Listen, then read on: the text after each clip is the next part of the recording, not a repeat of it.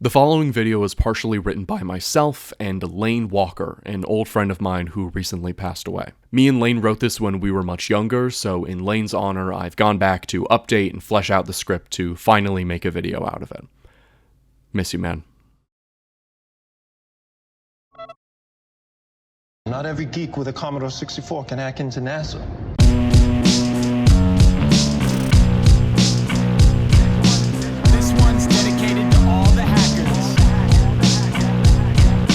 I would like to show you a new project that we have been working on. Today, we're here to introduce the hyper-connected world of CTOS. My C64 and we blew it into orbit. And Bison with maybe the most talked about game of the show. We keep seeing it and hearing more about it, but I still feel like I don't know anything about this game. Optimize our runtime to escape verdicts. Ubisoft has announced that both Watch Dogs and The Crew have been delayed. Title Watch Dogs has been delayed from November when it was intended as a launch title for the PS4 and Xbox One. A promotional metagame for upcoming Ubisoft thriller Watch Dogs has leaked over 1,000 email addresses. People and Ubisoft backing ourselves up to make sure that we ship it when it's ready to be played. Drink all the booze, hack all the things. Drink all the booze, hack all the things. Drink all the booze, hack all the things. 0 through 3, we're in every single ring.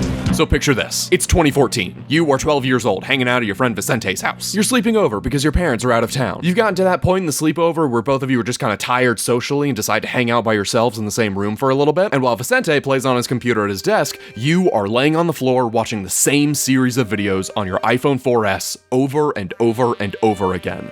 The Watch Dogs gameplay showcases. You are me, and I'm still thinking about Watch Dogs. Developed by Ubisoft Montreal and published by Ubisoft nothing, Watch Dogs is an open-world third-person shooter franchise centered around one thing: hacking, giving players the ability to not only use weapons as their tools, but the city and the lives of the people within as well, all from a simple smartphone. It's all about vigilantes, sticking it to the system and looking cool while doing it. Looking at Watch Dogs as a series, it's a little weird. Comprised of 3 games, Watch Dogs, Watch Dogs 2, and Watch Dogs Legion, the series really struggled to find its footing, and while it still has an active fan base, it's unfortunately kind of fallen into the realm of obscurity, now getting the Splinter Cell treatment. You know, where there hasn't been a new game in years and it just kind of shows up randomly in other places instead. This is good, right? You wanted this? You wanted this. Nowadays, people don't really talk about Watch Dogs too much, but there was a time when Watch Dogs was all anybody talked about. If you were playing games in the early 2010s, you know about the hype leading up to this first game. And if you weren't playing games in the 2010s, hey buddy, oh, did you get mommy's iPad again? Oh, you're adorable. Do you know where her credit card is? Getting anything more than cautiously optimistic for a Ubisoft game nowadays feels a little silly. We all know the way that they are and tend to be, but some people might not know the reason Ubisoft has that reputation of overpromising and underdelivering is because of Watch Dogs. When this game was announced, Ubisoft was in a golden era. Far Cry 3 revolutionized the way we look at open world games. Splinter Cell Blacklist provided a great stealth campaign and incredibly cool multiplayer experience. Assassin's Creed was at the absolute peak of its popularity. Imagine Dragons Radioactive blared out of your cousin's car speakers and you liked it. Ubisoft was putting out legitimately great games, some of which still hold up to this day. So when in 2012, Ubisoft ended their E3 presentation with this,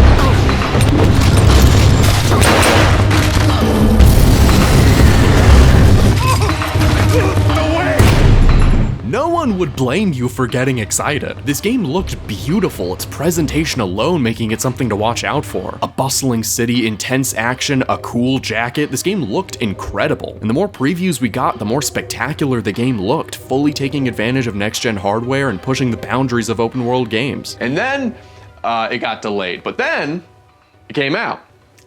And it was different. Visually, the game was pretty clearly not what was shown in those trailers. There were small things like the coat physics being dialed down and the game having a much colder color temperature, but there were also things like the contrast, shadows, and environment detail in general being nothing like what was shown, and a lot of the effects like adaptive depth of field and lens flares were just not in the game. It didn't help that very quickly after release, it was found that many of these visuals that were shown off in these demos actually were in the game, but were disabled in the files and could be very simply re-enabled with a mod. Yeah, people were not happy. Let me give you a little E3 101, or I guess not E3, because E3's not around anymore.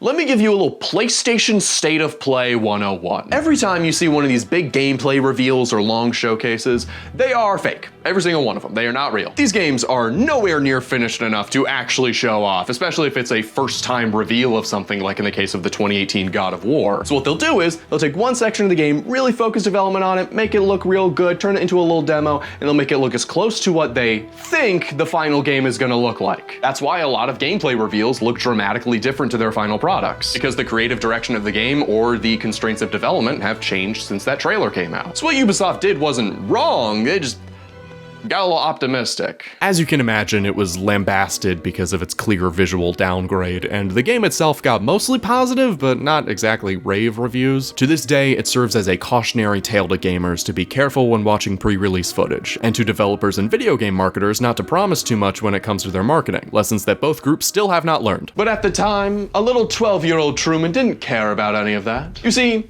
12-year-old Truman's parents didn't let him buy Grand Theft Auto 5 because it was too mature and inappropriate for a 12-year-old to have, and I hated them for it, despite them being absolutely correct to think that. So to a little Turqoiz, Watch Dogs was the closest I would ever get to GTA.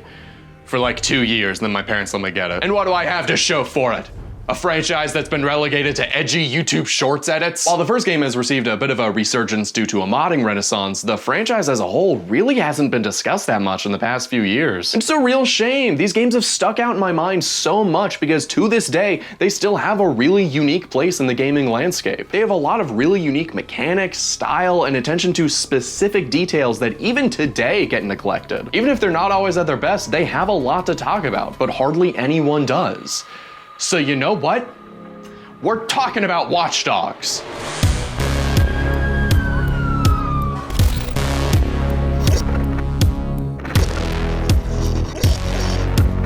Watch Dogs takes place in an alternate universe to ours that has one main divergence point. In 2003, a major blackout occurred in the northeastern side of the US, leaving almost all of New York State and several surrounding areas without power, resulting in several fatalities. In the real world, this was caused by a software bug, but in the world of Watch Dogs, a disgruntled employee named Raymond Kenny released a virus into the system in an attempt to warn people about how powerful the technology at Bloom, the company Kenny worked at, had become. In an effort to keep this from happening again, large-scale technology expanded, with the introduction of CTOS, aka the Central Operating System, created and run by the Bloom Corporation, made to make managing city grid technologies easier and safer than before. Bloom, a for-profit company, now controls entire cities. You can see how that may be problematic. Everything is connected now, from simple laptops to cell phones to stoplights to city bridges. Not only that, but personal data is collected en masse and also is integrated into Bloom's system and CTOS, meaning if someone were to, say, hack into CTOS, then every digital function of the city and the people living in it would be at their fingertips. When this game came out, the amount of data collection and interconnectivity they were talking about was really just kind of a theory, but now this is just how things are. Yeah, don't accept all cookies, gang. It's a bad idea. Watch Dogs follows Aiden Pearce, a criminal hacker based in Chicago, Illinois. During a heist job in the Merlot Hotel, Aiden's partner Damien discovers a mysterious second hacker is in the system and gets a little too cocky trying to investigate it. Because of this, the job completely goes south, and a hit is placed on Aiden in retaliation, but when they try to take him out, they end up killing his 6-year-old niece Lena instead. Aiden vows to find the people responsible for Lena's death and ends up uncovering a whole criminal conspiracy along the way. And before I get too far into anything, I hate recommending games based on modded versions, but if you can play Watch Dogs on PC, the Living City and Fall of Windy City mods are both absolute must-haves, and you'll see them in the gameplay I'm showing you. Living City adds in some previously cut content, provides some new open-world missions and events, and makes some small modifications to how the game works so it plays a little more closely to the series' future entries, on top of bringing over some quality-of-life improvements from those games too. Fall of Windy City is a graphical mod that just updates the visuals to bring it to more modern standards. Modding Watch Dogs can be a little complicated, so if you just want to play the same version I am, I have a Google Drive link in the description. It's just a simple drag and drop. Best part is, Watch Dogs doesn't have any anti-cheats, so you can still use these mods online. The bad part is, Watch Dogs doesn't have any anti-cheat, so you will occasionally run into real hackers in your game. The gameplay of Watch Dogs is pretty much the same as was shown in the trailers, with some minor changes here and there. It's an open-world third-person shooter, so pretty much standard fare for most of the stuff. However, the gunfights in Watch Dogs, specifically those in the open world, are insane. These fights will just be on a city street, and these aren't the wide streets of Los Santos, they are the tightly packed and crowded sidewalks of Chicago. Watch Dogs' whole thing is style over substance, and while substance is important, the style is hard to beat.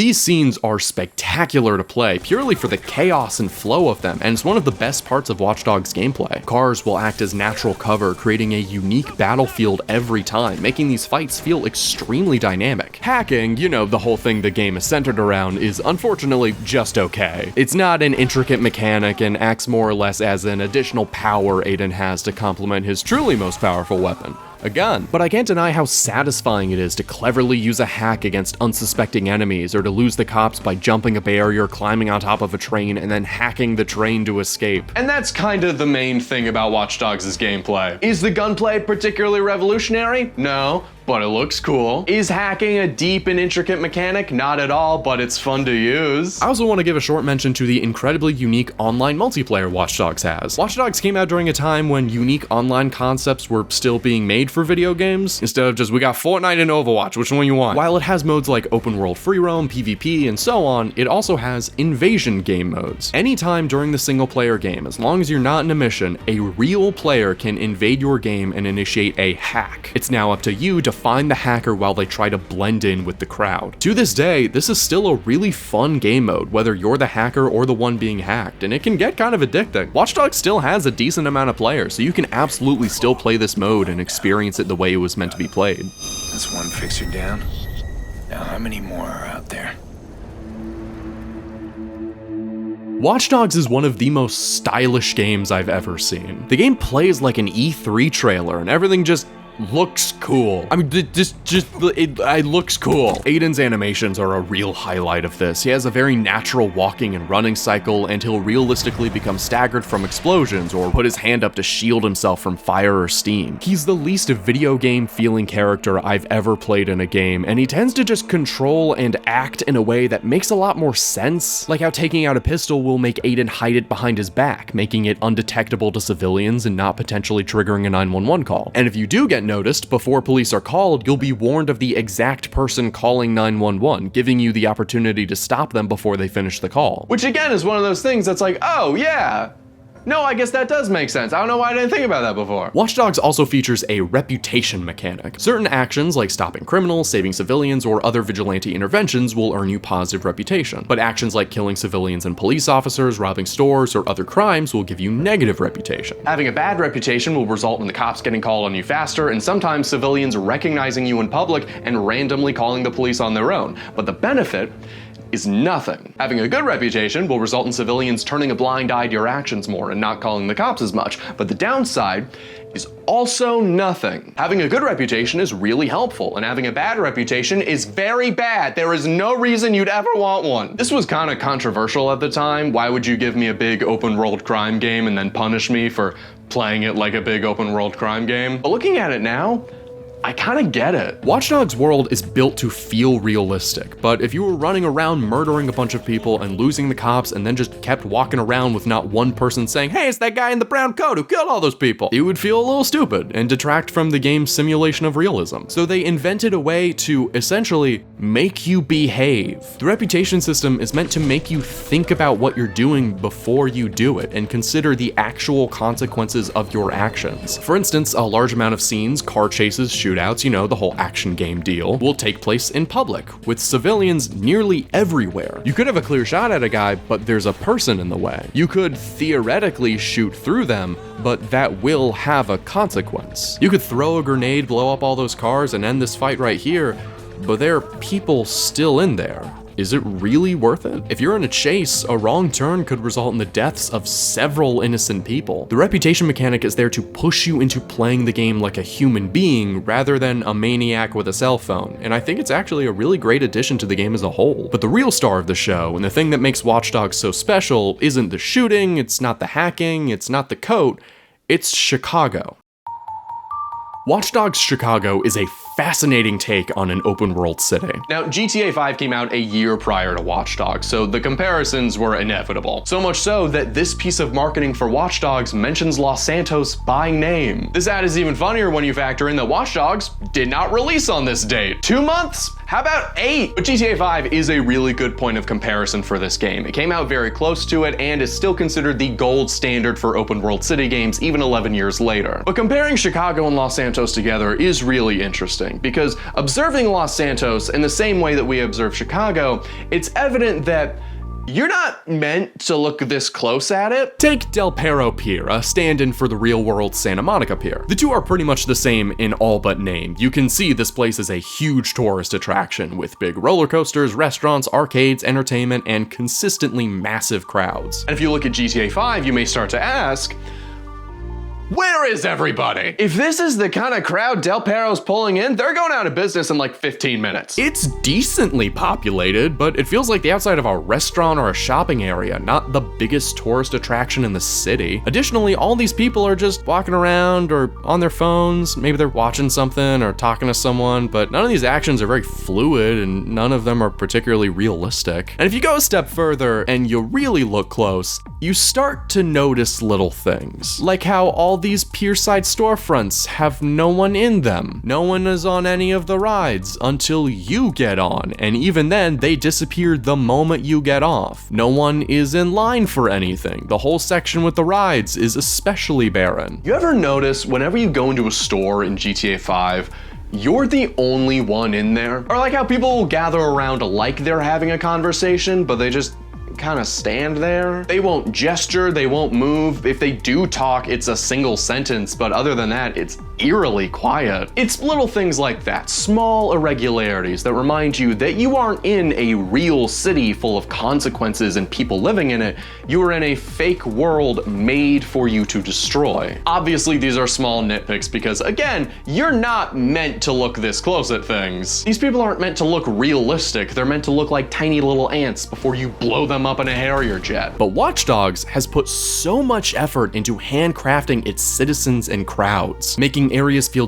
densely populated and lived in. While a lot of free roam city games are often larger than life and are focused on letting you cause unchecked chaos, Watch Dogs takes a literally grounded approach. The game is hyper-focused on its streets, sidewalks, and NPCs. Huge crowds will walk down the street, go on runs, wait for stoplights, go on their phones, trip on things, find coins on the ground. Every NPC in Watch Dogs is doing something. But what really sets them apart is what they do with each other. NPCs will interact with each other, realistically speak with one another, walk out of a store, have a short conversation, and then go their separate ways. This is ridiculously impressive and still holds up as incredibly immersive to this day. These animations and interactions are fluid and natural and do wonders to make you feel like you are just a single person living your life in this city, rather than the star this world revolves around. Things are happening in Chicago. ATMs have lines, newsstands have someone working them, people are mugged and hurt. Chicago does not stop for you. You have to stop for Chicago.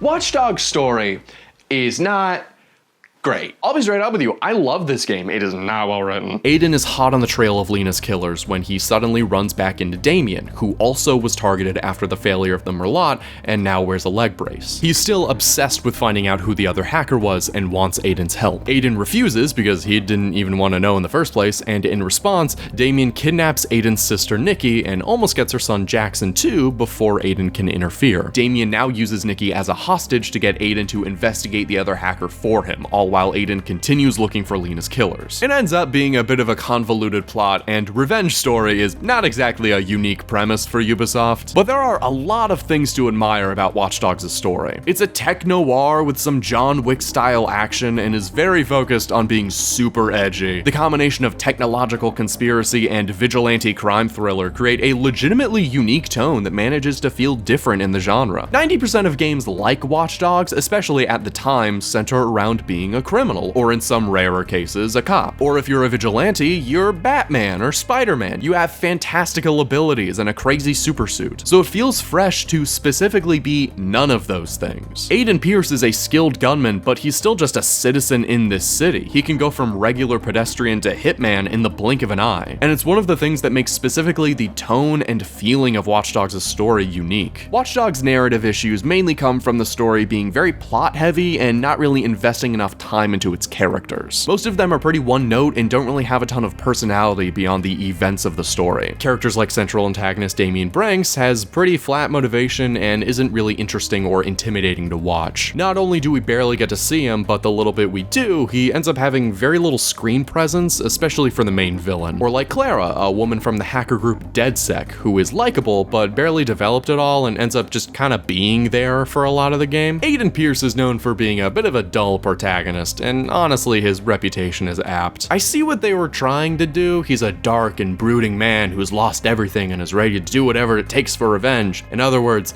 Batman with a phone. The whole dark, edgy Shadow the Hedgehog thing is fun when it's executed well, but it is a difficult thing to do. Oftentimes, dark, edgy characters are written to be dark and edgy for the wrong reasons. Hi, Shadow. Comparing Aiden to someone like Robert Pattinson's Batman puts it into some more perspective. Bruce is quiet, dark, and ultra serious, but interesting to watch in this movie because he is a complex character. He is skilled, dedicated, masterful in what he does, but is deeply flawed. Bruce has to grapple with not only the details of the case and the overall plot of the film, but his father's connection to it, as well as Riddler's idolization of him, and how his actions have in some ways made things worse. He has a defined character arc, one that ends with him finally understanding that he has to be more than a rage-fueled vigilante, and all it takes is a scared woman trying to get him to stay for just another moment for him to realize this. Dark characters are difficult to execute because they need to be flawed, but more specifically, emotionally flawed. Aiden Pearce unfortunately does not have the same level of intrigue as Bruce Wayne. While the Batman story features elements that are emotionally impacting or mentally significant to its central characters, that really isn't the case for Aiden. His niece is killed and his sister Nikki is kidnapped, but neither of those things seem to fundamentally change who he is or result in a massive impact on his character. Hell, the little bit of him we see before Lena's death, he seems to just be the same guy. He's wearing the same clothes and everything. None of the events of the story other than Lena's death really seem to affect him, and he doesn't really change a whole lot by the end of it, other than just deciding to be the vigilante. To expose, to protect, and if necessary, to punish. Which, like, yeah. No, that was, you already are that. You've been that, like, the whole time. We just played a whole video game about that. It's like if at the end of a Batman movie, the big ending scene was him standing on a building going, yep, still Batman. And the person Aiden happens to be is highly questionable. I mean, murder is par for the course. This is a video game after all, but there are points where Aiden acts more like a villain than anything. He can be seriously psychopathic at times. It makes it even more difficult to like him as an edgy character, as most edgy characters are sympathetic in some way. They have an element of tragedy to them that influences their actions. How did Lena's death influence Aiden to threaten this random witness with life in prison? I mean, I'm gonna say it, that's almost worse than the murder. Aiden gets little, if any, effective emotional development. We do get to see him interact with his nephew Jackson, Nikki's son and Lena's brother, who is nonverbal after his sister's death and desperately wants to help Aiden find his mom. But these moments are still so plot-centered and don't really give us anything to go off of in terms of Aiden's character. It's a lot of, I'm gonna find your mom, no you can't help, love you, and that's it. Something that isn't really mentioned a whole lot is that Jackson was in the car too. He also saw Lena die. How interesting would it be if we got to see these two different people experience the exact same traumatic loss right in front of them and then viewed how their characters handled that loss? What if Jackson was taking it way worse than Aiden and the two have a moment where they get to mourn together and talk about what life is like now that she's gone? Maybe he's taking it way better than Aiden and is actually able to help him process some of his feelings, even as just a young boy. But the story is moving so fast and is so prevalent in the game that it never slows down to give us those moments, to let us see who Aiden actually is or how he feels about the events that are transpiring. So what we get to know him as isn't a compassionate, tortured man who can't stop blaming himself for the death of his niece to the point of self-destruction. We get to know him as a psychopathic murderer who pushes everyone in his life away. Interestingly, the game does touch on this aspect of Aiden's character. In a short segment where he has to save Jackson again, he finds Jackson hiding away in a security room where he just watched Aiden murder at least 10 people in quick succession. This reasonably makes Jackson afraid of Aiden. He cowers in fear when Aiden tries to take his hand and lead him away. And after this, we get a short bit of dialogue from Aiden scolding himself. Look on Jack's face. What did I do? I killed every one of them. What was I thinking? That's not who I am. Is it? Unfortunately, that's kind of all the exploration we get for this part of Aiden's character. Aiden doesn't really change because of this event, and things pretty much just continue as usual. I've seen some people analyze how Aiden's behavior in the game points to psychopathic tendencies and how he is very much not a good person. And I have to agree, there is a unique story in there, but unlike in games such as Red Dead Redemption 2, or even in a movie like The Batman, Aiden's moral grayness isn't a part of the game's story or central idea. It's meant to make him cool. The game has themes of exploring if Aiden truly is a good man, but like a lot of Ubisoft games, it doesn't commit hard enough to this theme to say anything particularly substantial about it. The central question the game is asking, which is, wouldn't killing criminals in a cool jacket be super rad, kinda gets in the way of that. However, it hasn't stopped him from growing a fan base. There are people who really like Aiden Pearce. Hell, I'd be lying if I said I didn't at least like his character design. There's something about a deeply serious, morally gray, badass character that is, in some ways, compelling. Because you gotta admit, he looks fucking cool. He's doing John Wick moves, he's getting on top of trains, he holds his gun. So cool. This guy is not a good character, and I love him. There was something about Ubisoft from like 2002 to 2014 where just every protagonist they made was the raddest dude you've ever seen. On top of that, I think because, as we'll get into, the future of this franchise ended up being much more lighthearted than the first game, it gives Aiden a little bit of a specialness to him. A lot of current day games are very focused on being the wacky and fun and crazy game because it's very safe. Back in the 360 PS3 era, edgy protagonists and military shooters were safe. That's why we got so many of those. So there's something about Aiden's unapologetic noir attitude, a deeply serious man in a deeply serious situation, that is interesting to watch. Aiden has great moments and at times can just be a straight up cool guy to watch do things, but he isn't really anything beyond that, and unfortunately, this is the case for most of the characters in the game. However, there are some characters that really do stand out. Jordy Chin, Aiden's psychopathic hitman partner, always looking to rub in how smart his crimes are, is extremely entertaining and is where most of the best lines from this game come from. These people just had a simple chain lock on their door. I guess they want to have a good look at the pizza guy before they open it all the way. Well, that's why I brought the bolt cutters. He opens the door this much, there's a chain right there, I slip him in and snip, and guess what? It's not the pizza guy. I mentioned earlier how Clara doesn't really get a lot of character development, but she is really interesting at certain points, and has some of the most nuance in the game. It's made clear that the things Aiden is doing are not things she is cut out for. There are times where Aiden will explain to her what he's going to do, which is usually committing acts of violence and murder on people to get to the perpetrators he's looking for, and Clara will seemingly have to adjust to this information. This man is sick and filthy rich too. Will anyone miss him? What do you mean, miss him? Clara, if I'm stealing his identity, I can't have him around blowing my cover. I can't keep him alive. Oh. No, I guess not. Clara is a criminal hacker, but she's not a killer. This is not what she's used to, and now she's assisting someone in the murder of countless people. Regardless of if they're guilty or not, that's a lot more than typing code into a computer screen. Her and Aiden have this little will they won't they, but it never goes anywhere, so I guess the answer is they won't. I also have to mention T-Bone, not because I think he's a good character, but because he was, for whatever reason, Lane's favorite. I'm just gonna read to you the exact words that Lane wrote about T-Bone.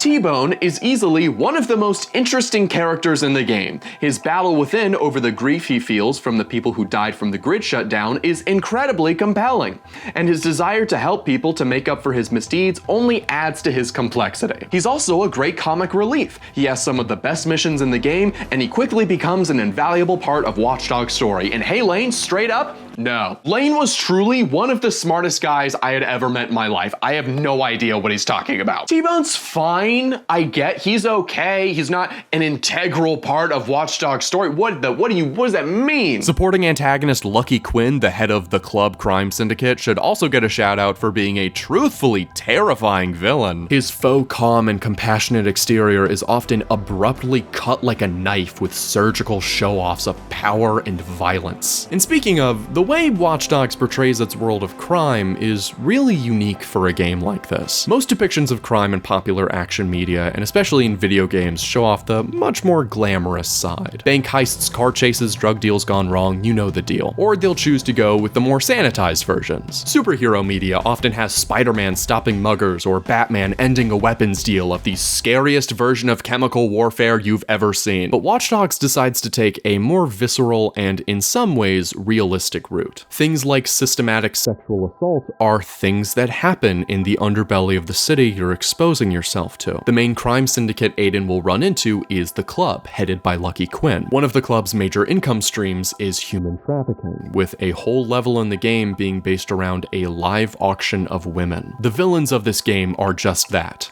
Villains. They are completely, unquestionably, evil people. While the game can take itself a little too seriously at times, I honestly appreciate it, especially because it chooses to cover such heavy topics. It's kind of a breath of fresh air to have a game not try to second guess itself, to have a serious world that is serious and fully commit to that idea. It's also really nice to have antagonists the game isn't afraid to make really awful people. Every villain kills people, I mean hell, you're killing people, but to do something as despicable and disgusting as this takes a whole other kind of evil, and it makes the members of the Club even more intimidating than they already are, and it makes it even more satisfying to take them down, to know that these men unequivocally deserve what is going to happen, what you are going to do to them. Though it should be noted, the depictions of these crimes range from dark and somewhat realistic, to obviously dramatized for effect, to simply bad taste a couple times. Why is the human trafficking victim seemingly flirting with her captors? What's up with that? The last thing I'll say about Watch Dogs 1 concerns its premise. Watch Dogs has such an interesting world idea, surveillance taking over our lives, everything being interconnected. They even chose Chicago specifically because at one point it was one of the most surveilled cities in the country.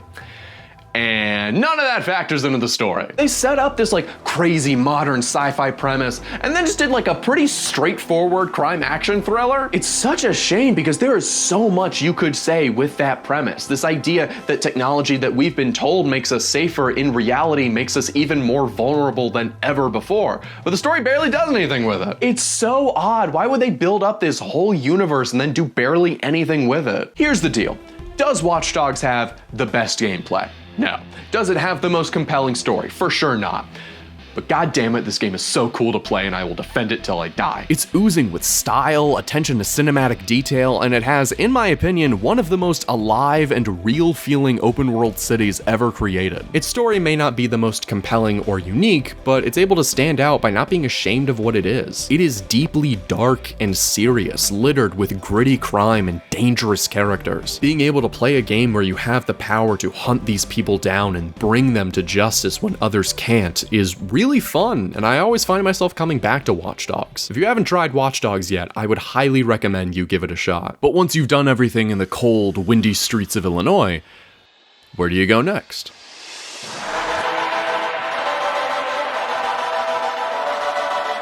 Released 2 years after the original, Watch Dogs 2 is, and I say this with no exaggeration, quite possibly the best game Ubisoft has ever made. It not only vastly enhances on the gameplay formula of the original, but is one of the most polished, mechanically interesting, and fun games in their long library. Watch Dogs 2 moves from Chicago to San Francisco, following a completely new cast of characters. Instead of Aiden Pearce, we follow Marcus Holloway, a young man who was falsely flagged as a criminal by CTOS. While he didn't serve any jail time, having a record was still enough to seriously impact his life and inspire him to become the hacker known as Retro. After wiping his own CTOS profile from the system, he is accepted into the West Coast variation of DedSec. Now no longer a scary masked man and French woman, but a full roster of diverse individuals. Now Marcus and his friends seek to grow DedSec's popularity as much as they can, and use the power of hacking to help those in trouble and bring the strong arm of computer justice to corporations and criminals in the Bay Area. The general gameplay has been given a big shakeup compared to the first game, and has a lot more of a unique identity beyond the impressive visuals and effects of the original. original. Hacking has been massively expanded and allows for not just objects, but now people and vehicles to be hacked in up to 4 different ways. Marcus can hack NPCs for a botnet refill, the resources needed to complete more complicated hacks, as well as for money, cars, and even music. NPCs can be distracted by pinging a notification to their phone, and Marcus can even send the police or gang members after individual NPCs. The game gives you a ton of different hacks that can be used on a ton of different objects. It really lets you get creative with them, and there's never just one way to execute something. It makes the world and missions feel like a real sandbox. Marcus also makes use of 2 remote control drones, a flying drone that has excellent movement but can't interact with physical objects, and an RC jumper that has limited movement but can interact with physical objects. Meaning you can complete operations without ever needing to step foot into the facility. The game puts a massive emphasis on allowing you to complete objectives however you want. Pacifist runs are absolutely possible in this game. Gunplay in Watch Dogs 2 is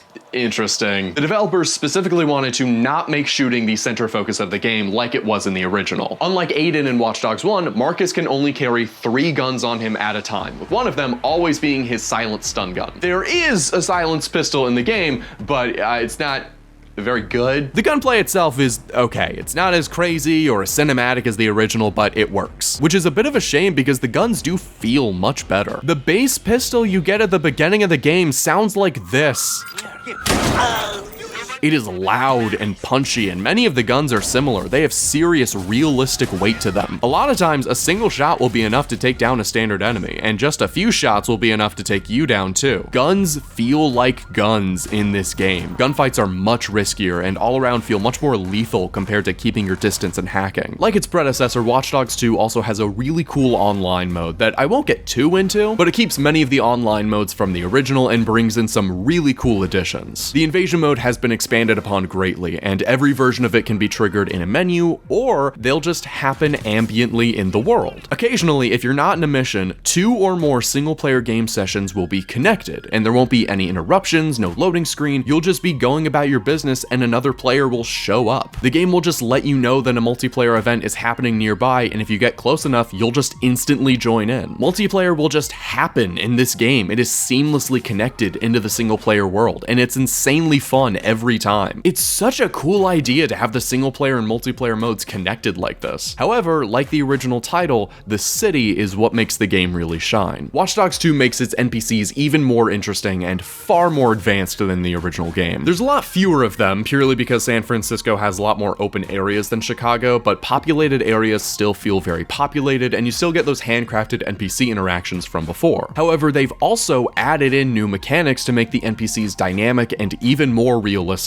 They won't just say hello to one another, they'll have disputes, arguments, and realistic interactions, and because they are so dynamic, it creates some amazing emergent gameplay. For instance, I ran into this woman destroying a parked car, seemingly in revenge against someone, and 2 guys walked by. They were clearly drawn to the commotion, and she reacted by getting physical. They both reacted physically back before one of them pulled a gun. I took him down before he could take the shot, and the girl stood there in stunned silence before running away. I stayed around for the paramedic to come revive him, and it was only then I realized that he's a gun collector. Of course he's packing. Even better, NPCs are not immune to the regular rules of this world either. If they do an illegal action in front of a cop, the cops will go after them. Sometimes they'll be calm and reasonable and the cops will arrest them and put them in the back of their car, and sometimes they won't go quietly. I didn't even see what this NPC did, but there was some big traffic jam, the cops saw him do something illegal, and then he tried to run, so the cops shot him. I can't stress enough, I did not meddle here at all. This is just some shit that happens spontaneously in the open world, and I was there for it. One time I was being an asshole to this one guy, and he started punching me and pushing me around, so another NPC called the cops on him, and he tried to run twice, and he got tackled both times. That is so cool. Why do we not talk about this video game more? Oh my god. Watch Dogs 1 had a world that felt alive, but was ultimately just a facade. These were simple NPC interactions that came and went. But the sequel has things like factions that will randomly clash, or substantial NPC interactions that will happen off screen sometimes. While other games have done things similar to this, what sets Watch Dogs 2 apart is the frequency, scale, and mechanics of them. You might see the cops chase someone down in GTA 5, but that's a mostly scripted event. It was specifically set up by the developers to happen. But Watch Dogs 2 citizens will dynamically react to each other, and every event is a domino effect based on what one NPC does in reaction to another. Plus, it allows you to use this system to your advantage, and makes not just the city your sandbox, but the people within it too. And before we move on, speaking of the police who bodied this dude, I have to talk about the police system. The 911 call mechanic from the first game returns, but that will often only trigger if someone directly witnesses your crime. And like the original, if it completes, Marcus will get a wanted level. But if no one witnesses your crime, but you fire off a gunshot or two and make some noise and there are citizens around to hear it, the cops will still get called, but they won't know that it's you. The cops will arrive and investigate the scene, but it won't trigger a wanted level. So if you're just not at the crime scene before the cops show up, they'll have no reason to go after you, and sometimes will even think it's another NPC who just happens to be walking by. It's the most realistic and fun police system I've ever seen in a game. It rewards smart, reasonable thinking and feels satisfying to play against. No more shooting two people in the middle of nowhere with a silencer where no one was around to see it and somehow every cop in the city knows about it. Okay, I don't have anywhere else to put this in the video, but there's a mission where you have to hack into a home security server room, and you can hack into the servers to look at the camera feeds of all the camera products in people's homes, and it looks like whatever Ubisoft employee was recording this footage decided the free cam would look just a little better over here instead, and they just did not cut that part out of the final video. Uh-oh, that's a little slip up.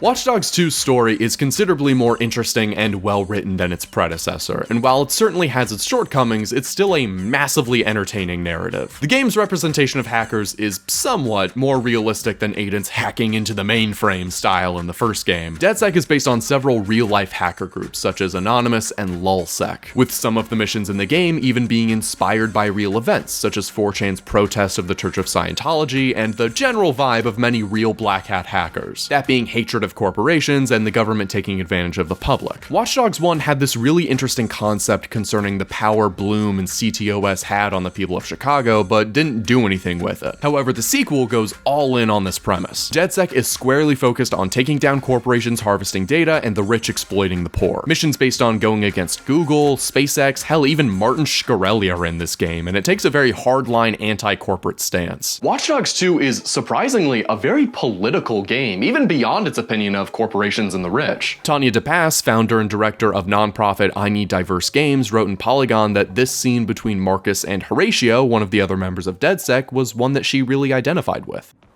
Yo, Horatio, man, I'm scared, bro. Well, what is it? Don't nobody look like us. Oh, man, welcome to Silicon Valley. DePass wrote, that interaction hits too close to home to have been written by someone who's never experienced that. I've been that person. I've been that singular black folk, or only one of a few who has had to deal with the subtle racism, the ways in which colleagues who aren't people of color treat you differently. In the beginning of the game, there's this interesting detail where Marcus's CTOS threat level is insanely high, and when he wipes his criminal record, it is still in the 40s. Marcus's experience as a black American is central to his character, and his race is portrayed in a respectful and in a lot of ways realistic way, which is rare in video games because race just isn't really a topic that's brought up a lot in the medium. I mean, nowadays games will just have a black person in them and now it's a controversy. Marcus also has a mentor figure and family friend named Miranda, who is a transgender congresswoman. Miranda tried going after the game's Scientology stand-in New Dawn, and they released videos of her gender-affirming surgeries. Her being harassed for her gender identity and the general hardships she has being a trans woman in the public eye is, again, treated fairly realistically. This is wild for a Ubisoft game from 2016, by the way. Watch Dogs 2 is fundamentally a game about social justice. A small group of people using what little power they have to right the societal wrongs done by those in power to exploit them. And while it often doesn't dive too deep into these topics, it's interesting seeing a game tackle them, and not in a historical or fictional setting, but a modern day one. Hell yeah, man!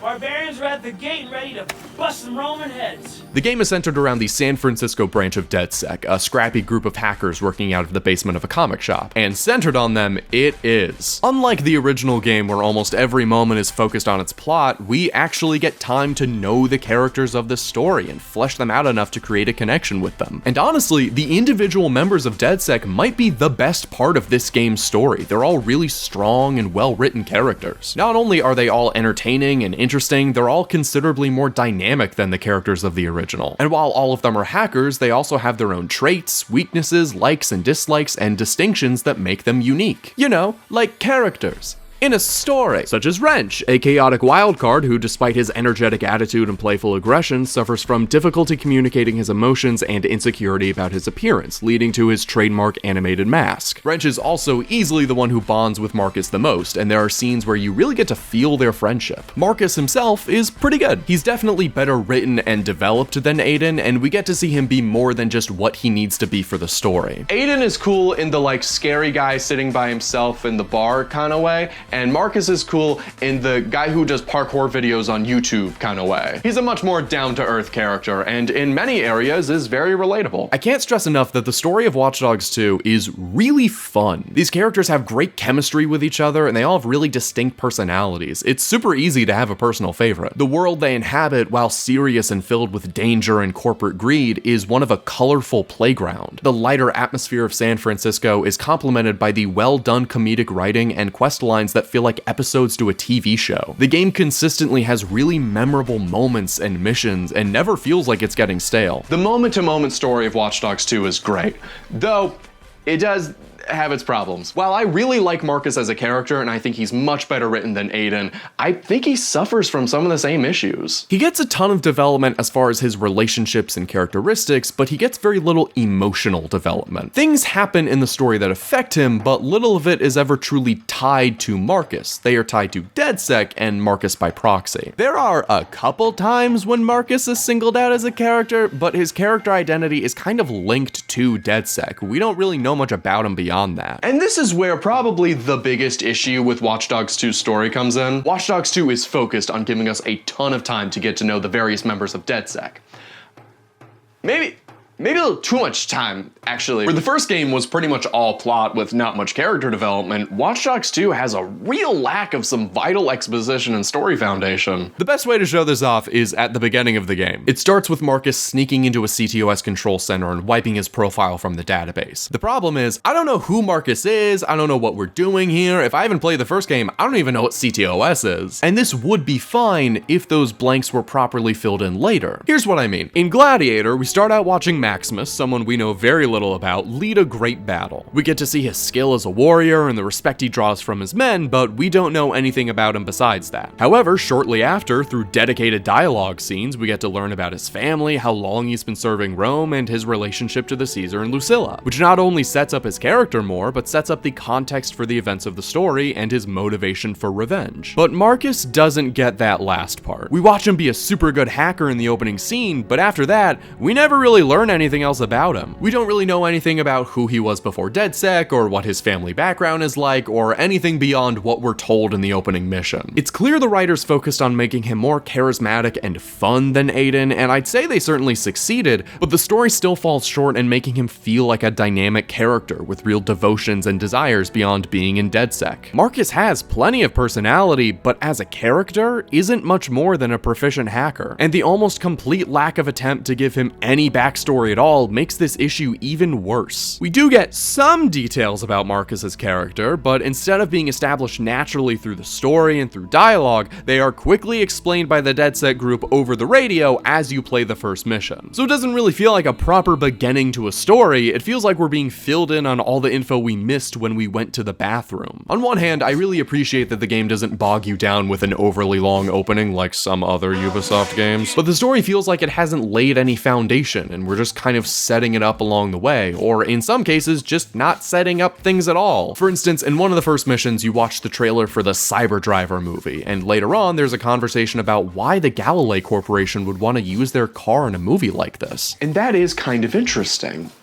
It would be more interesting if we knew who or what Galilei was. This is the first time we're hearing about them in the game. The name is dropped like a couple times throughout the mission and is not expounded upon further. The only reason I picked up on this is because I've played this game before and I know that Galilei is the SpaceX stand-in. This would absolutely go over your head if you weren't looking for it. They also talk about how the movie focuses a lot on DedSec, with the parody version, DeathSec, being the main villains of the movie, which was not in the trailer at all. It seems like they wrote the trailer to to be one thing in the script of the game, and then when it came time to actually make the trailer, it just turned into something else. So like none of this makes sense. This is a nonsense mission. And this extends out to a lot of the game. There are a lot of points where they just kind of leave out information and hope that you piece it together yourself. The main villain of the game, Dushan Nemec, is the chief technology officer at Bloom. And truly, I can't remember when or if they introduced his name. He just kind of shows up in cutscenes and missions a little bit,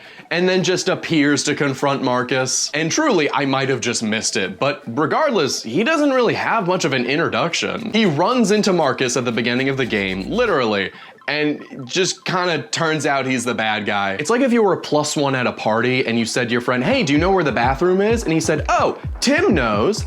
Like, you know who the fuck that is? The absence of some kind of clear explanation for many of the things in the game's world makes the story feel like it hasn't set itself up properly. Like we're missing some vital foundation to give us context to what's actually happening. We know basic gists from conversations and context clues, but because of this lack of exposition, so much of the game feels very disconnected from itself. Many of the things we're doing feel random at times, and there's a big issue with the game only explaining something or setting something up right before it's about to happen. And the aforementioned problem of Marcus having a barely developed background is symptomatic to this larger issue with the game's story. Marcus is still a great character and is incredibly fun to play as. He has great moments, funny lines, and is performed wonderfully by Ruffin Prentice. He just isn't given much real emotional depth, and it seems they've prioritized making him fun over giving him a bigger reason to actually be in this story. And that seems to be the attitude they approached a lot of the game with. You may have noticed that there's a pretty sharp tone change in between Watch Dogs 1 and 2. Watch Dogs 2 replaces the original game's dark neo-noir atmosphere of danger and crime with unironic impact font memes. The game certainly isn't afraid to reference and sometimes include materials from the original, but it's a pretty heavy departure from it. This is a bit of a double-edged sword. While I think Watch Dogs 2 is much better written than the previous game and they handle the lighter atmosphere well, the dark tone and serious writing were the one thing I really enjoyed from the last game and was what made that game unique. It's a bit disappointing to see it go, though I honestly think this was a net good for the game. It lets them have a lot more fun with the general premise of the story and allows for some more varied and interesting storytelling. However, there's a pretty big problem with that tone change, that being that the reputation system is gone. Meaning that Marcus Holloway is always sticking up for the little guy and helping the people of San Francisco, but also can and will murder indiscriminately with no consequences. One of the first missions in the game makes you steal a new album from hip-hop artist Bobo Dakes. I killed Bobo Dakes. I shot him, and he's dead because of me. The removal of the reputation system gives you much more freedom to interact with the many mechanics of the world and makes the game a lot more fun to just play around in, but it does create a really weird disconnect in the story. Like Marcus and DedSec are supposed to be these for the people hacktivists, but like murder is on the table, 100%. Police officers, security guards, random citizens, if you want. But all of this being said, while I do think that Watch Dogs 2 may not have a overall plot that is as developed as the first game, it is still considerably better written than the first one, particularly when it comes to its characters and setting. It doesn't take itself too seriously, but it does lock in dramatically when it needs to. And despite its at times poor pacing and story presentation, it's able to have some really good moments of emotion, comedy, and depth. If you haven't played Watch Dogs 2 yet, I highly recommend that you pick it up. It's truly a hidden gem. But that's not where our story ends. No, far from it. Even though I do kind of wish that it was.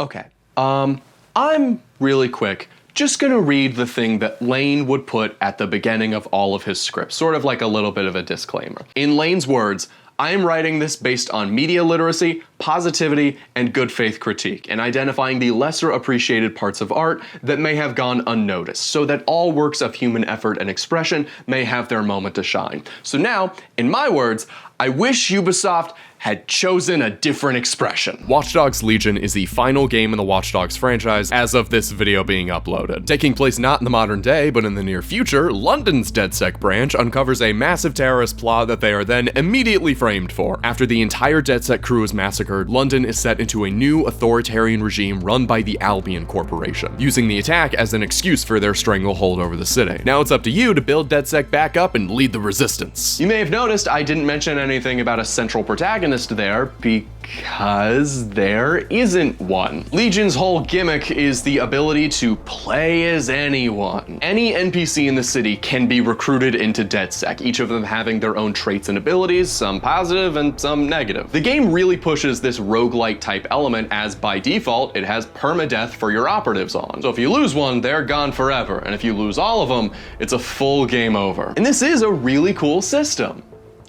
On paper. We're gonna talk about the impact of this mechanic in a minute because, oh, it's an impact. Legion continues the Watch Dogs trend of being massively different from its predecessors. Now your weaponry is even more limited, with only non-lethal options being available unless an operative specifically has a lethal weapon. And the shooting is bad. I'm just gonna say it, it's not good. Watch Dogs 2 shooting was clearly less polished than the original, but it felt like it had weight behind it. Shots were loud and aggressive, and getting into gunfights felt realistic and tactile. And Legion has an auto aim that just goes straight for a headshot every time. It's insane. Like rock star levels of aim assist at points, like whoa. However, despite this, the game specifically says that shooting should be used as an absolute last resort, even though there are parts of the game that will make you use guns anyway, and actually overhauls melee combat to encourage this. Unfortunately, melee combat is also bad. It's not particularly challenging or deep, it's so bare bones and basic. And like, it would be more exciting if there were multiple animations used,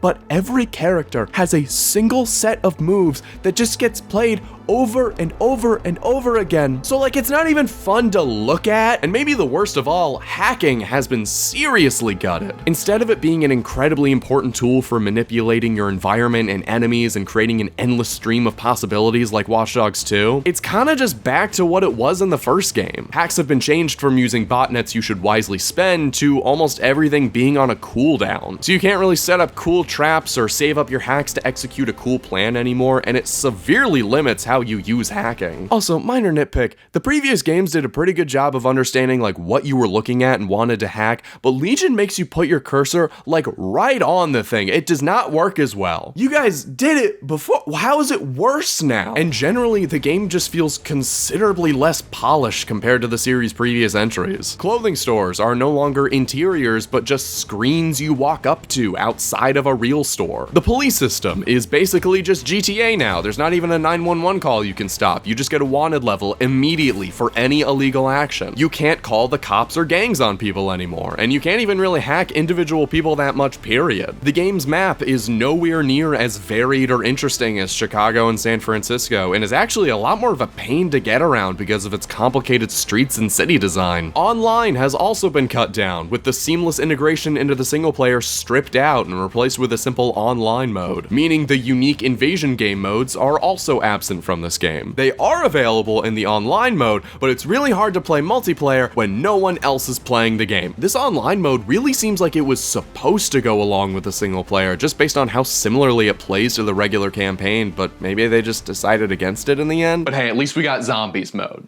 You know, thank God. Legion is, unfortunately, not a very fun video game most of the time. It feels like the absolute bare minimum of a game. Not even that in some cases. Like, I can kinda see what they were going for, I guess. For most of the game, you're not a vigilante hitman like Aiden Pearce, and you're not an expert hacker like Marcus, you're just a regular person who has joined this resistance. The game focuses on stealth and using your natural abilities, the Legion being all of these people coming together to create one well-rounded force. It just isn't executed that well. Things are railroaded a lot, and the game gives you very few options on how to approach things. And nothing showcases this better than the operative system. Instead of giving the one player character all of the abilities, you know, so that you can feel cool and powerful and have some actual agency in the game, it instead spreads these abilities out across various operatives. Meaning, if you get into a mission and think, okay, here's the situation I can see, here's how I want to get around it, you better hope the operative you're playing as is made for that approach, because if they're not, too too bad. You can't do that thing. Things as simple as guns are tied to characters. Guns, the object that you can hand to someone in real life. You'll find yourself either begrudgingly playing as the same person most of the time, forcing you into a specific playstyle, or you'll be constantly changing operatives in the middle of the game, which not only massively interrupts the flow by throwing you into a whole loading screen, but means you have to commit to a playstyle before doing literally anything. Additionally, operatives aren't really varied enough to feel like they're substantially different from each other, and a lot of the ways they are different are incredibly superficial. How are these two characters different? Oh, this one has a bike.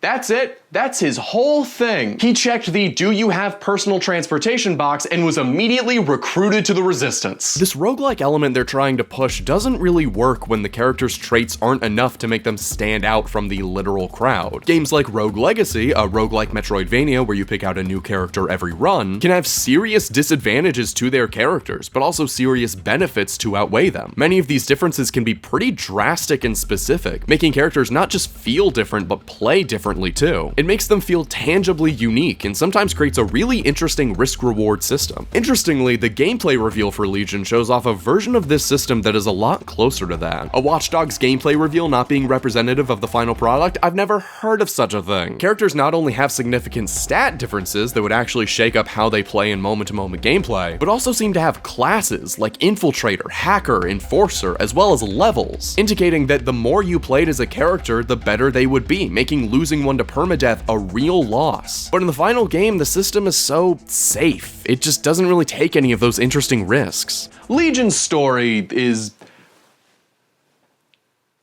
Okay, I'm not gonna spend too much time on this one because truly there isn't much to say. The best thing I can compare Legion's story to, and I'm not exaggerating, is the GTA Online heist missions. You remember those? Where there would be like a real loose plot and like all your characters were mute? But it didn't matter because, you know, you're playing with friends, it's fine. It's just the setup to a multiplayer mission. It's not like it's the only story in a $60 to $120 video game. Every mission feels like that, an excuse to get you to do a thing. And this is complemented by that play as anyone mechanic. Yeah, that thing just rocked this game. Because the game has to let you play as any NPC, they can't give, like, personality to them. They're all the same. They all make the same choices, they all have the same opinions on things, and none of them develop at all. Meaning, Legion has no characters in it. That's not completely true. There's Sabine, the only DedSec member left after the attack, Bagley, a hijacked AI, Connie Robinson, the owner of the bar that hides your HQ, and the enemy faction leaders that are really just generic villains. But for a lot of these characters, you don't even physically interact with them. Sabine is just on a Discord call and Bagley is like talking to a chatbot. It doesn't help that the characters you do interact with, your various DedSec recruits, look and sound like this. Hey, what's up? To be honest, I'm feeling a bit inadequate. I'm not used to something this big, and it feels surreal sometimes. Hey, we might wear colourful masks and we might do cool ninja shit, but I'm pretty sure this is still serious business. I got it. Let's murk this then.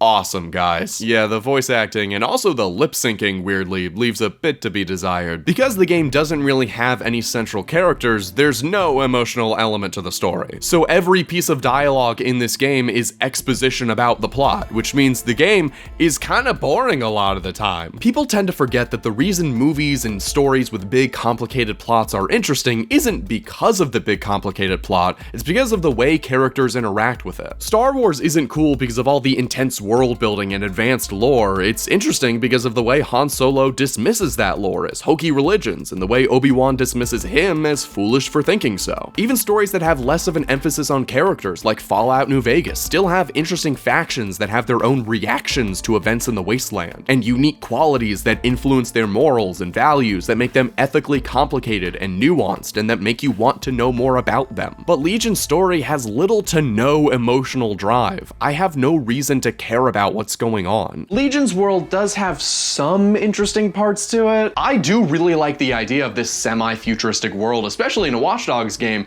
It just is not executed well. It's set in the near future, so like around the 2040s, so there's checkpoints and drones and really futuristic cars, but also it's just still like regular London buildings. It feels like they took a map of London and then just like put like futuristic-y assets around it, which makes them all feel wildly out of place. It looks strange. The city does not feel very well thought out. Also, the previous games had very specific areas and districts that looked unique from each other, but everywhere in London looks the exact same. Some of the world interactivity from Watch Dogs 2 makes a return, though it does seem significantly downgraded, and you can't really interact with it in the same way. It seems like ambient crimes and NPC interactions still happen when you're not looking, judging by how you'll occasionally hear Albion radio chatter even when you're not doing anything. I saw this one Albion guard randomly scanning real NPCs on the sidewalk, and after letting like 5 of them go, eventually one of them triggered some kind of response, and it resulted in that NPC's arrest. And this was a legitimately really cool and unexpected moment. Unfortunately, the game's open world doesn't really give you any reasons to stop and see these interactions happen. Previously, scanning people with your profiler would be the best way to get money, unlock new cars, find potential crimes, add songs to your music player. There was a real incentive to slow down and just walk down the street. Sadly, none of this stuff makes a return in Legion at all, so there's really no reason to watch NPCs and scan people except to look for more operatives. Though random citizens aren't usually who you're gonna want on your team anyway. Yeah, there are some NPCs that are just absolute trash. Because of this, you end up missing a lot of these cool interactions. Upon unlocking the Deep Profiler ability, NPCs marked for recruitment will now have defined schedules and will actually walk out of their homes to go and do things. They'll normally have a job that they'll do for most of the day, then leave to do a few other activities, then go home to sleep and do it all again the next day. It's a neat touch and really adds some additional depth to the NPCs, especially considering the game is very much built around them. And while I do appreciate the additional level of NPC background here, it really doesn't add that much. I'd really prefer to have more smooth random events like in Watch Dogs 2 than just seeing a label on an NPC that says, hey, this guy's going to lunch. Though you can occasionally see relatives and friends of different operatives walking around with, yeah,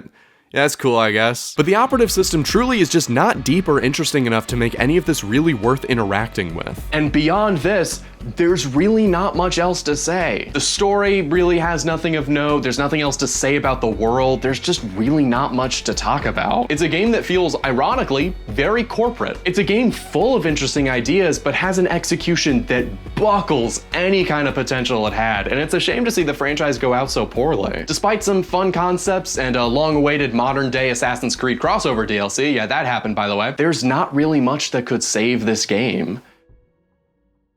Though, it does look like they tried. Similar to past entries, Watch Dogs Legion had a post-release content roadmap with free updates and DLCs. This included everything from new operative types to performance updates for next-gen consoles to missions, events, and multiplayer modes, with larger content like that Assassin's Creed character being locked behind the season pass. These updates were different from the other games though, because online had an even heavier focus with multiple seasons, rewards, events, and not to mention an item shop, making this game a live service Watch Dogs game, and there would be more to come after this. Ubisoft thanked players for joining them on their Watch Dogs Legion journey, taking some language from No Man's Sky update videos. And just before the end of that first year, support for Legion was completely dropped. No further content would be made and the game would stop receiving updates going forward. Servers would stay online, but as of this video being uploaded, multiplayer seasons would begin looping until eventually the servers are shut down. The game wasn't even out for a year before they announced they were abandoning it. Honestly though, can't blame them too much. Nobody was really playing this game. I know there are some diehard fans, but nowhere near enough to keep up a whole second year of content. If Battlefront 2 didn't have enough players to keep going, Legion probably didn't either. I remember this was a pretty big shock in the community when it happened. People were waiting for a year 2 announcement that just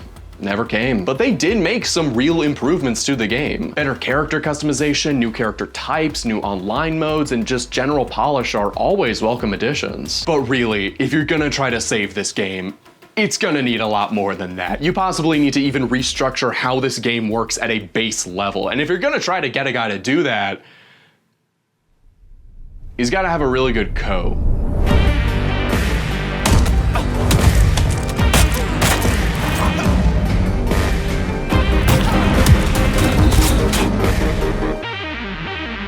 Watch Dogs Bloodline is a standalone story-centered DLC expansion for Legion and is the true final entry in the Watch Dogs series. Bloodline follows none other than Aiden Pearce, now around 55 years old and retired. The expansion opens on Chicago, which is actually just a part of the regular London map that's been lightly reskinned. While sleeping in his car, Aiden gets a call from Jordy, who offers him a fixer job in London, specifically because he knows Jackson, Aiden's nephew, has been living there for a while. Aiden comes out of retirement for one last gig. The job? Steal an item called the Broker Bridge from a company called Brokatech, run by a man named Thomas Rampart, who's creating a new robotics department, and honestly, it does not matter. Don't worry about it. As he infiltrates the facility, Aiden comes across the remnants of what looks like a long fight, along with a PA system warning about an intruder in the building. Someone else is here besides him. When he finally tracks down the Broker Bridge, he finds out he's not the only one who wants it, because the other intruder is Wrench. Aiden chases Wrench out of the facility, and while he gets away, Aiden is left behind. That Thomas Rampart guy hangs Aiden up, and mistaking Aiden and Wrench for partners, threatens to go after Jackson if he doesn't get the Broker Bridge back. Feeling bad for him, Wrench hacks into Aiden's torture chamber and helps him escape. Now free and having to work for his enemies to clear his heat, as well as protecting his now grown nephew Jackson, Aiden is literally back in the game. Bloodline is fascinating, purely because of how massively different it is to the full game it's attached to. It is still Legion at its core and has many of the same issues, but it modifies the game's formula slightly to make things just a little less boring. Progression is tied to individual side missions which are completed for several different resistance leaders, with each mission rewarding you with a specific ability, hack, or weapon. Funnily enough, this system would survive this game and be implemented in a much more fleshed out variation in Star Wars Outlaws of all places. Though in Bloodline, this system gets locked out like pretty quickly after being introduced. I thought this meant this was the last mission of the game. No, there's way more after this. Bloodline is also considerably shorter than Legion, coming in at only around 6 hours, which is fine. That is okay. I am all right with that. Compared to Legion, Bloodline is considerably more story-oriented. Lane, okay, this line's not great. Fucking hell. Compared to Legion, Bloodline is considerably more story-centered, with a large focus placed on Aiden. Noam Jenkins returns to voice the character, and his performance is still just as edgy and dark as you'd hope. After Aiden gets free, he breaks into Jackson's apartment to try and warn him that Rampart is after him, where we find out Aiden has not seen Jackson since the events of Watch Dogs 1. Jackson, now in his mid-20s, is reasonably frustrated by this, and he doesn't want anything to do with Aiden because of it. We finally get to see the consequences Aiden receives for pushing away those closest to him. Almost every dialogue between the two is really interesting, and the things they talk about give really great peeks into their characters. Jackson specifically asks Aiden what happened the day Lena died, and Aiden explains that he tries not to think about it, that he has removed himself so much that he doesn't even really remember what life was like before Lena's death. And through reconnecting with Jackson, Aiden pushes himself to remember, to talk about it, and we get to see him struggle to emotionally progress after all this time. Hey, Jackson. If you had any more questions about anything that happened before, if that would help you, you can ask them. I do. Too many for right now, though. But would that help you? I think it might help both of us. Okay, well, let's try one out. Oh, God. Well, I've had a hard time remembering what things were like before it happened. Can't even remember what I was like. Did you know those guys were after you? And that's why you took us? I'm not angry, I just want to know. You never said. Yeah. It was a mistake. I ran when I should have fought. I didn't commit to what I had to do. This is really good. It is exactly what Aiden was missing in the original game, and it gives him way more depth. They fixed Aiden Pearce. The overall plot of the expansion is fine. It's alright. It's whatever. It's nothing to get excited about. But they went all in on developing Aiden. It seems like they kind of understood that Aiden has this big cult following and kind of leaned into that in the writing process. One of the more interesting sections of the game comes towards the end. Aiden and Jackson fight through Rampart's facility, with Aiden being the shooter and Jackson assisting by hacking from the sidelines, in a neat payoff to the original game when Jackson kept wanting to help Aiden find his mom. Unfortunately, before they can escape, Aiden is badly injured and sent into a coma. The solution Jackson and Wrench come up with is to to use the broker bridge to jack into Aiden's mind and find a way to wake him up. Now, what does the broker bridge do? I do not care. Please just let me get through this. Jackson goes in and begins to explore Aiden's psyche, with its center point being Jackson's childhood home in Chicago. According to him, his mom sold this place years ago, but Aiden has it perfectly intact in his head. Aiden's mind is a dark and disturbed place, with one thing at the focus. Lena? There's no way. Jackson comments that after some time, him and his mom eventually found a way to move on from Lena's death, to continue about their lives without her. But Aiden never did. He is still haunted by her, by a death that even all these years later, he can't move past. Following his sister's calls, Jackson runs through the vast repeating corridors of Aiden's mind, and oh, this is the PT hallway. This is a hallway from Silent Hills. Really well recreated too, like damn. In another section, Jackson comes across a dilapidated version of his home filled with bloodstains. A torture chamber in one corner, countless body bags in the next. The people Aiden has killed, the violence he has committed, infest the house he used to find peace in. Jackson finds an endlessly repeating loop of Aiden chasing and murdering a man in cold blood over and over again. It doesn't really look like him, but the man seems to be wearing the shirt of Maurice, the trigger man who killed Lena at the beginning of Watch Dogs 1. There's only one objective here: break the cycle.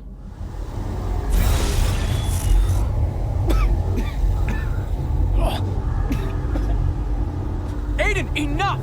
Jackson is able to stop Aiden, and in doing so, convince him to bury the violent vigilante version of himself and to finally grow beyond Lena's death. And with that, Aiden is rescued by Jackson, and his arc of constantly seeking revenge is finished. It's really cool to see them actually go back and flesh out Aiden as a character and to explore some of the more interesting concepts that were left untouched in the original. Wrench even gets some cool development too. He's undergone a lot of personal growth, no longer needing to hide behind his mask all the time, and he even uses his real name, Reggie. I like that they took into account that he would naturally change and mature over the course of growing from 28 in his first appearance to 41 in Bloodline. It's established that Wrench left the San Francisco branch of DedSec a while ago to start his own robotics tech company with Thomas Rampart. Rampart obviously betrayed him, stole his technology, and forced him out of the company. Seeking revenge, Reggie put back on the Wrench mask and is now determined to kill Rampart. However, after Aiden wakes up from his coma and is reformed, he's able to convince Wrench not to go forward with his revenge. It doesn't stop him from leaving Rampart behind like Spider-Man though.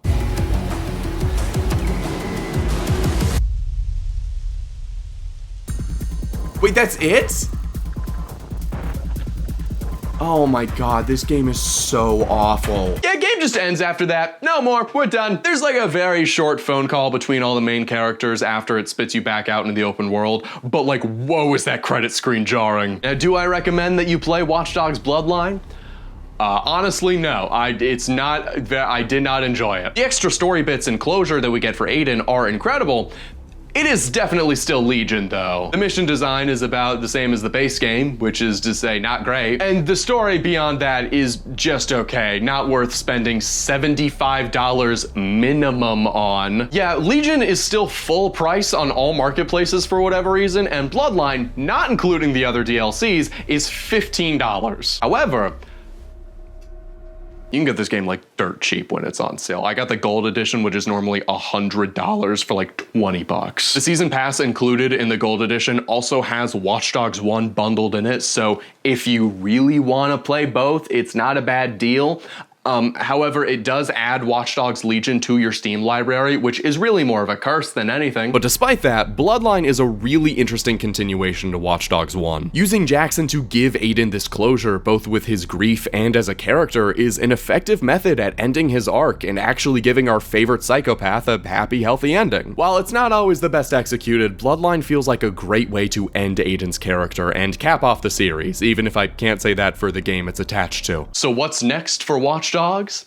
Not much! While Watch Dogs 1 sold really well and 2 and Legion sold pretty good, public perception of the franchise is still kind of mixed, and also from what we've heard, Ubisoft's not really in a position to be taking risks right now. It has a decent following and it's currently experiencing a modding renaissance. It just hasn't cemented itself into gaming culture like I think they wanted it to. Like I said before, Watch Dogs has kind of been put in Ubisoft IP jail. Elements from Watch Dogs have shown up in a couple different things. DedSec is a faction in X-Defiant, Ubisoft's free-to-play team shooter, which is also apparently not doing that great. Update, it is gone. An alternate version of the San Francisco DedSec branch shows up in Captain Laserhawk, an animated Netflix show set in the Blood Dragon style. There's also Watch Dogs Truth, the first interactive audiobook from Audible set in the Legion era, so you know if that's interesting to you, I guess go for it. And a thing I didn't mention before, it's semi-canon that Aiden kills a character from Assassin's Creed 4, Oliver Garneau, and the image of him doing it can still be found in some later Assassin's Creed games. And that's kinda it right now. Well, there is the other thing. Yeah.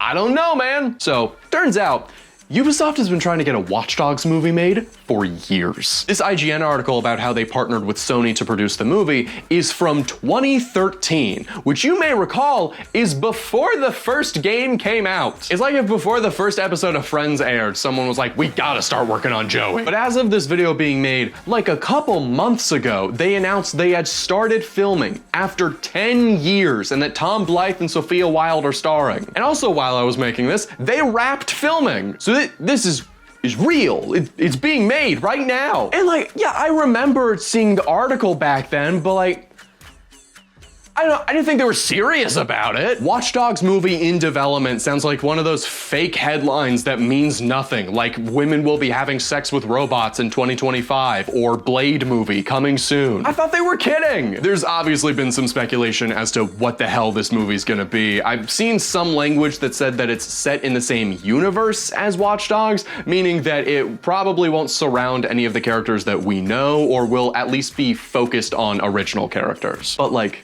for real?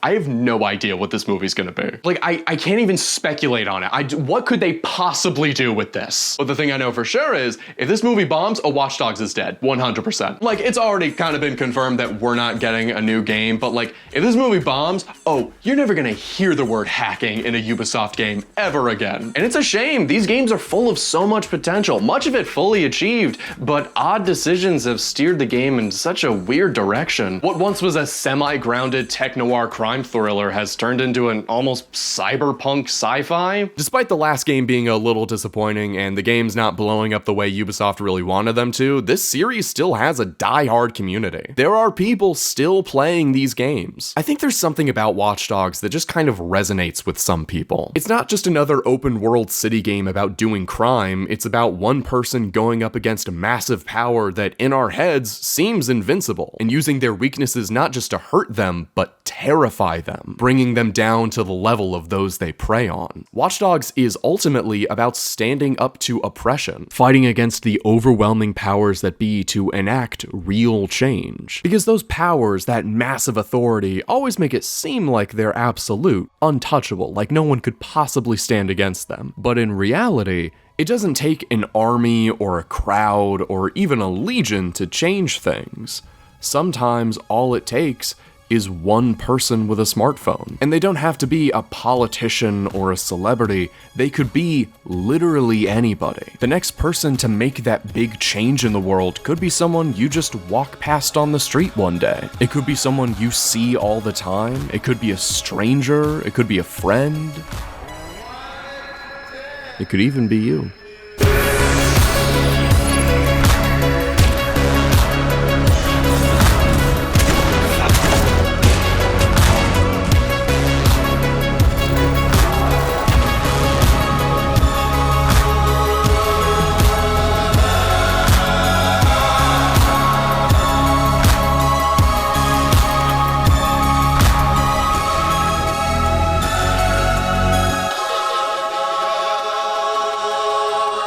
Before this video ends, I want to very quickly address that yes, 90% of this was written by a dear friend of mine named Lane. Lane and I were really good friends in high school, and we wrote a bunch of these obscenely long video essays about video games.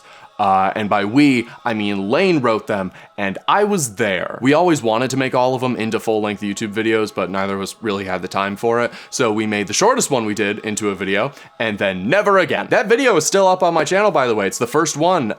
It reeks of two high schoolers who barely know what they're doing, so caution is advised. We also wrote every single script on a typewriter, because we were what you would call assholes. Lane was a true talent, and their writing prowess is something that I could never do myself. That Cyberpunk video I did a while back is like 50% Lane, I want to say. That was like the last thing that we really did together.